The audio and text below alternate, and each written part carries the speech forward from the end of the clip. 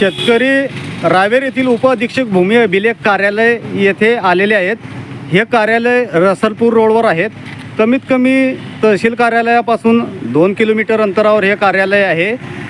तरी शेतकऱ्यांची या कार्यालयामध्ये कोणत्याही प्रकारची दखल घेतली जात नाही.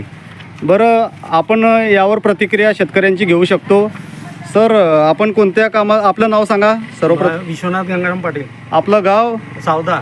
आपण या अधीक्षक भूमी अभिलेख कार्यालयामध्ये कोणत्या कामासाठी आले आहे? भूमीच्या याच्यासाठी भूमीचं म्हणजे भूमाप सीट मिळण्यासाठी.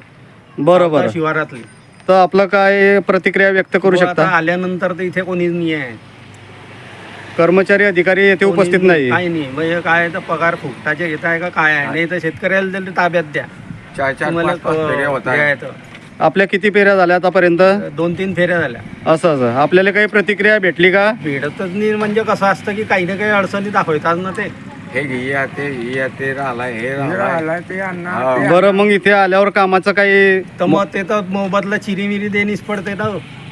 असं काहीतरी चिरीमिरी आपण पाहू शकता. मी म्हणतो शेतकऱ्याच्या स्वाधीन करा. हे असे आजूबाजूच्या खेड्यांमधून कर चालू करा. हे गव्हर्नमेंट पगार बी उलट लुटणार आहे. ते म्हणता की तुमची गरज तुम्ही आमच्याकडे आले. आता किती पगार, 7वा 8वा आयोग, लायसन, त्यापेक्षा ते शेतकऱ्याला तरी द्या. ते शेतकरी तरी फुकट काम करीन.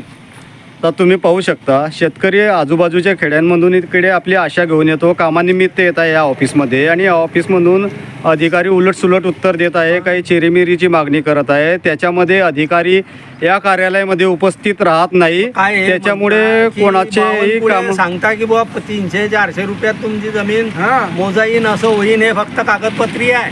कागद याच्यात काहीच नाही प्रत्यक्षात.